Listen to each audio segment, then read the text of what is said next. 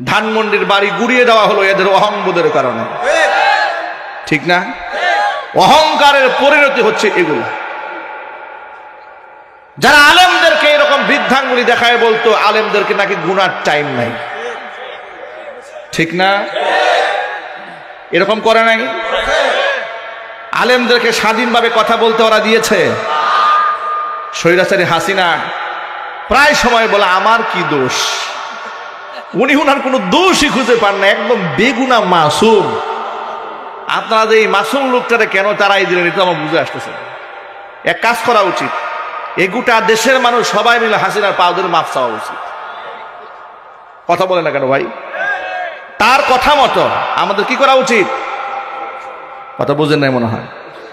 ওর দাবি অনুযায়ী আমাদের কি করা উচিত? হাসিনার পা ধরে মাফ চাওয়া উচিত। কারণ সে তো বেগুনা মাসুম, তার তো কোনো দোষ নাই। সে সব সময় বলে যে আমার কি দোষ, তার দোষ উনি খুঁজে পান না। আমি স্বৈরাচারী হাসিনাকে বলবো, শুধুমাত্র 2021 সালে নরেন্দ্র মোদীকে আশাকে কেন্দ্র করে দেশের তাওহিদি মুসলমান, দেশের ওলামারা যখন এই দেশে এত বড় জালেমকে না আনার জন্য সংগ্রাম করেছিলেন, আপনি সেই অপরাধে আলেমদেরকে ভারতের আপনার তথাকথিত স্বামীকে খুশি করার জন্য 2600 আলেমের নামে মিথ্যা মামলা দিয়েছিলেন। আপনি কি দোষ করেছেন আপনি তো খুঁজে পান না। 2013 সালে শাপলা চত্বরে নিরীহ তুলাবা ওলামাদের বুকে বুলেট চালিয়ে অসংখ্য আলেম এবং মাদ্রাসার ছাত্রকে শহীদ করে শহীদের লাশগুলাকে ডাস্টবিনে ছুঁড়ে মেরেছিল। আপনি তো নিজের দোষ খুঁজে পান না। 57 জন সেনা অফিসারকে মাস্টার প্ল্যান করে আপনি ঠান্ডা মাথায় খুন করে স্বাধীন সার্বভৌম রাষ্ট্রকে ভারতের গোলাম বানিয়ে দিয়েছিলেন। আপনি তো অপরাধ খুঁজে পাচ্ছেন না। আপনি জুলাই আগস্টের বিপ্লবে 2000 থেকে 2500 মানুষকে ঠান্ডা মাথা আপনি খুন করেছেন। আপনি তো অপরাধ খুঁজে পাননি। আপনার পরামর্শে আপনার নেতৃত্বে শত শত মানুষকে গুম করা হয়েছে। ইলিয়াস আলীর মতো প্রভাবশালী নেতা এমন অসংখ্য মানুষকে হত্যা করে পেট ছিদ্র করে পেটের মধ্যে পাথর বেঁধে আপনার নদীতে ভাসিয়ে দিয়েছেন। আপনার কোনো দোষ নেই। কথা বলেন না ভাই? তার কোনো অপরাধ উনি চোখে দেখেন না। শয়তান যেমন ওর অপরাধ চোখে দেখে না, শয়তানের আধুনিক ভার্সন শেখ হাসিনাও তার কোনো দোষ খুঁজে পায় না। কথা ঠিক নেবে ঠিক। সে যদি অনুশোচনায় ভুগত তাহলে এই দেশের মানুষ তাদের উপর আরো অনেক নমনীয় হয়ে যেত, সহনীয় হয়ে যেত। উনি কোনো দোষ খুঁজে পান না। 2018 সালে লক্ষ্মীপুরা অঞ্চল থেকে আমাকে যখন মাহফিল থেকে আপনারা নামাই নিয়ে গেলেন, আমার কি অপরাধ ছিল? আপনারা আমাকে হাতের মধ্যে লোহার হ্যান্ডকাপ পরাইয়া গরুর রশি দিয়ে বাঁধলেন, আদালতে তুললেন। জিজ্ঞেস করলাম অপরাধ, বলে অপরাধ সব উপরের নির্দেশ, কিচ্ছু জানি না। আদালতে দাঁড়ায় দেখি লিখছে আমার পকেটে 16টা ককটেল বোমা পাওয়া গেছে। এরপরেও হাসিনার কোনো দোষ নাই। কথা ঠিক কিনা বলেন? বুটবাজার কেন্দ্রীয় জামে মসজিদ 2015 সাল থেকে 24 সাল পর্যন্ত লিখিত দায়িত্বশীল খতিব মসজিদের আমি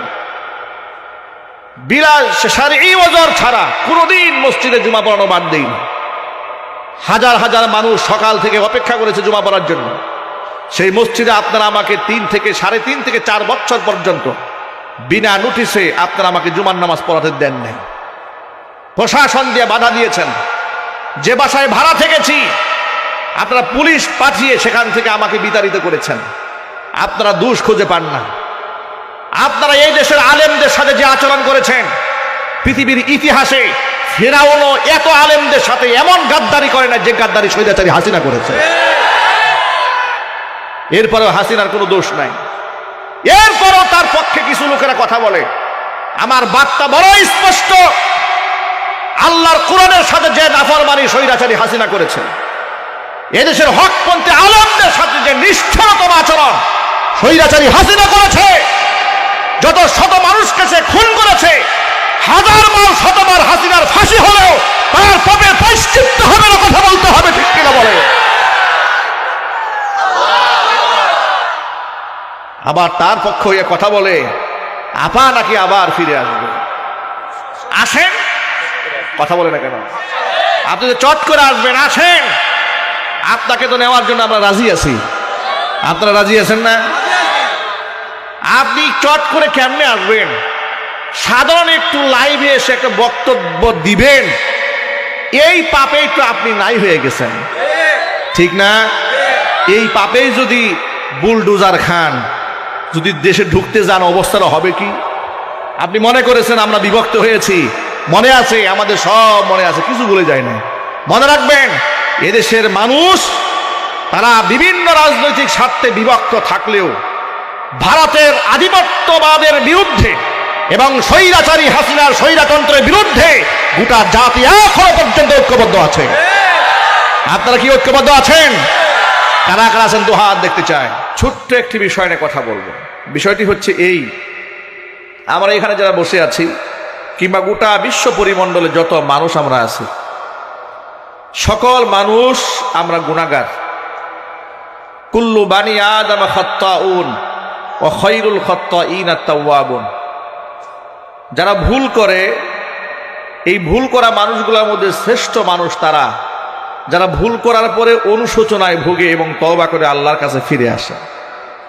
ভুল হতে পারে, অন্যায় হতে পারে, মিস্টেক হয়ে যেতে পারে, শয়তানের ওয়াসওয়াসায় পড়ে কবিরা গুনাহ হয়ে যেতে পারে, সগীরা জাহিরি বাতিনি, ইচ্ছা অনিচ্ছায় কত রকমের গুনাহ হয়ে যেতে পারে, ঠিক না? গুনাহ হয়ে যাওয়াটা অস্বাভাবিক কিছু নয়, না হওয়া অস্বাভাবিক। আদম সন্তানের গুনাহ না হওয়াটা কি অস্বাভাবিক? স্বাভাবিক হচ্ছে মানুষ ভুল করবে, কিন্তু ভুল করা ব্যক্তিদের মধ্যে প্রিয় পাত্র তারা